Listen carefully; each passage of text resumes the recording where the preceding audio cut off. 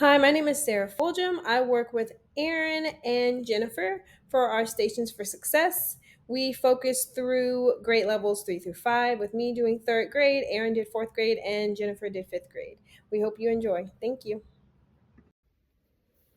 Hello, my name is Sarah. My grade level was third grade. So, first, what I'm going to talk about is the phonic knowledge activities. So the TEKS that I focused on were 3.2a.v, which is where the student is expected to demonstrate and apply phonetic knowledge by decoding words using knowledge of prefixes. Then the second TEK that I focused on was 3.2a.iii, which is where the student is expected to demonstrate and apply phonetic knowledge by decoding compound words, contractions, and abbreviations. So for station number 1, I had the prefix path builders, where the objective is for students to decode words using prefixes. So what I had was,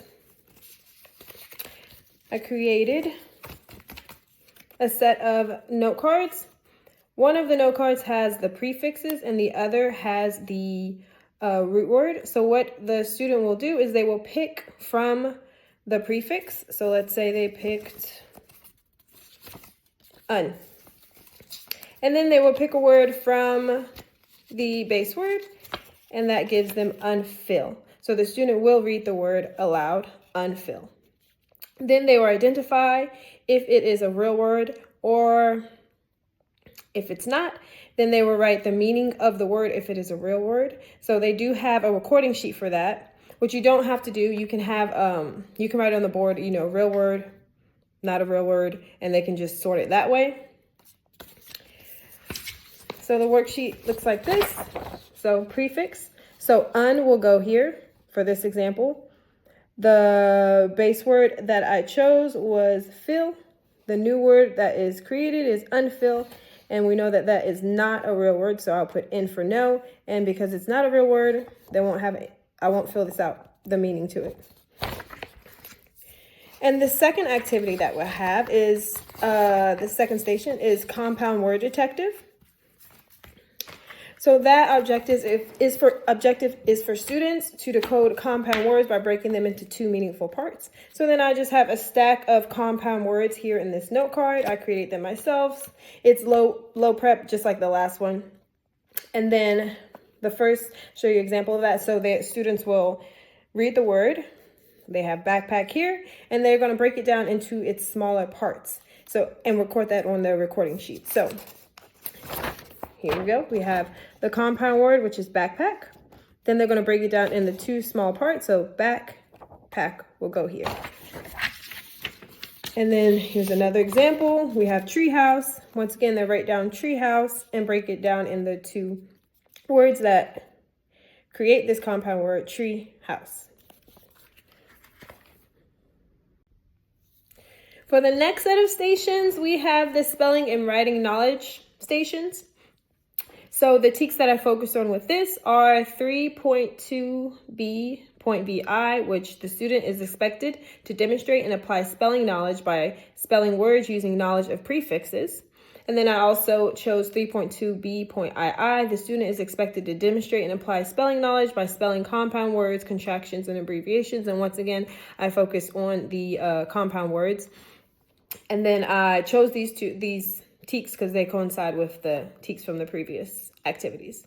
So for the prefix word maker, the objective is for students to spell words using prefixes. So unfortunately, I do not have the dice, but you will have a dice, create a dice. And on the sides of the dice, you will use write down the prefixes. So I have I have re, miss, pre, and dis. And the student will go ahead and roll the dice. And let's say they roll the dice and they get pre. So they will write down the word pre on their recording sheet. Then they will come up with a base word. So let's say they decide heat. So then they would write the new word, which is preheat, and they will use that correctly in a sentence, making sure they spell that correctly as well. So here's the recording sheet for that. So pre would go here where it says prefix. The base word would be heat that the student, once again, will come up with. Then you have the new word, preheat, and then they would just write it in the sentence. For example, I had to preheat the oven before I put my cake in. The second station for this is a picture to word builder. So I created this. I thought it was a little fun activity that kids could do. So the objective is for students to spell compound words by blending two meaningful words correctly. So what that will look like is it's a worksheet that they have, and then you can see that they have the picture of a T, and then, oh, not a T, excuse me. They have a picture of a cup, and then a picture of a cake, which will give you the word cupcake, picture of a star, picture of a fish, give you the word starfish, and the student will have to spell and write that correctly. And I made sure that within that, I tried to, for the previous activity, I tried to use the words like tree houses in there. Then we have hot dog, cupcake. I tried to use the words that were kind of on the picture. And you can pick and choose which words that you would like to use for this activity. So those are the two activities that I chose for the spelling, writing, and knowledge activities. Thank you. Hi, so I'm going to explain my first literacy station. This is for reading using the TEK that I have chosen.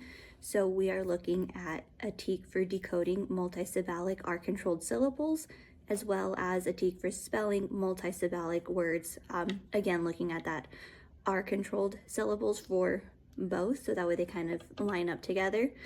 And so for the decoding with the reading, the first activity I would do is a word sort. So I would have our different R-controlled vowel teams, and then the words here. And students would cut these out and glue them into the corresponding R-controlled vowel group that they go with, so they'd have to be able to read the word and identify. The second activity,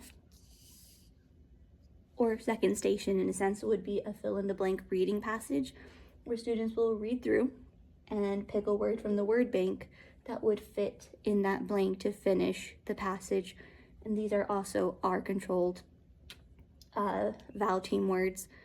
So getting that practice again, so just having that cohesive theme with these TEKs. I decided to do two activities to have two stations for the phonics knowledge, because I would do another two for the spelling. And in a sense, I would have 5 stations total that students would work through. So these two would be for reading. I'll talk about the next two on my next slide. And then my last station, in my sense, would be my teacher table. So students would rotate through all 5 of them in a class setting. So using the 2 TEKs from before, for my spelling stations, I would have, again, 2 different stations. So in a total, I would have 5 in a classroom setting. I would have the fill-in-the-blank reading passage, the word sort, a roll a sentence, and a writing prompt. And then my last station would be teacher table, where we are working with these same TEKs throughout this lesson. And it might be an all-week thing, it might be a day thing, kind of just depends on student need. But for my writing activities, I would start with a roll a sentence. So a student would roll a dice, number coincides with a R-controlled vowel team that they would, roll, and it would let them know. So like if they roll a 3, it's the R-controlled vowels. And so they would write a sentence and have to use or, form a word that has that control team with it.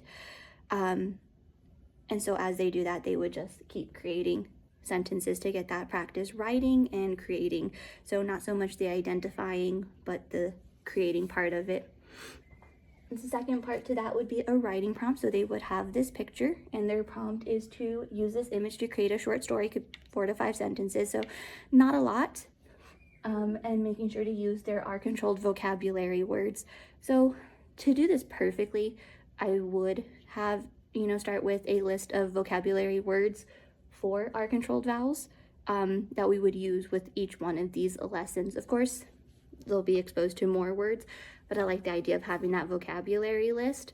It was in one of our recent readings that we did for Module 6 that it talked about having a spelling list. I believe it was in Brain Words, and I really like that idea. So I would do that to have that background knowledge for students first as they move into these stations. So to conclude, these are the stations I would use in a 4th grade setting where we are using the TEKS to be able to decode and spell multi-syllabic bar-controlled syllable words. So they would work kind of like in small groups, move around. We'd have our word sort, which is our reading skill, being able to read the words and sort them into their correct spot. The reading passage where they'll fill in the blanks, so both of those are working on those reading skills for these R-controlled multi-syllabic words. Our 2 writing pieces would be a roll a sentence, which just kind of leaves it up to chance since they're just rolling, and then they would create a full sentence, so they're also practicing the idea of complete sentences, so I would expect for the proper capitalization, punctuation. And then their writing prompt where they're using that picture, and I did make sure when I found a picture to have some R-controlled words within there. So it's storming, she's in a garden, things like that. So that way they would naturally be able to use those R-controlled multi-syllabic words. I know the assignment called just for 1 of each, but I wanted to push myself to see what I would do for a full cycle. If I were to do stations in my classroom, I would normally want 5 stations, with one of them being working at my teacher table, and that could look different depending on the students I'm meeting with. So I didn't exactly put a lesson for that of what I would be doing, but these are the 4 stations that I would use specifically for working on these 2 TEKS. In a last video, I did talk about how I would like to first start with a vocabulary list that students would have been using from the idea of brain words, where the idea of first we'll hear it, spell it, and then from there on, which I think would benefit to start then moving into these stations.